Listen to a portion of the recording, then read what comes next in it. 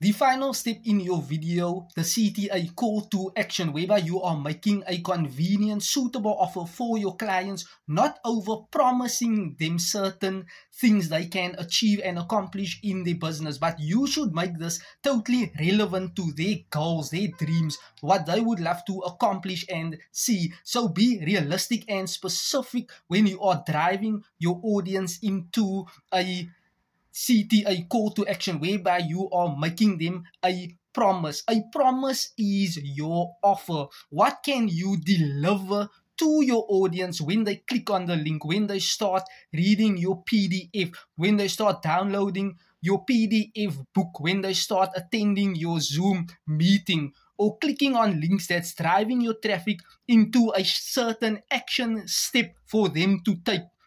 So be realistic and specific when it comes to your offer. Tell people the truth.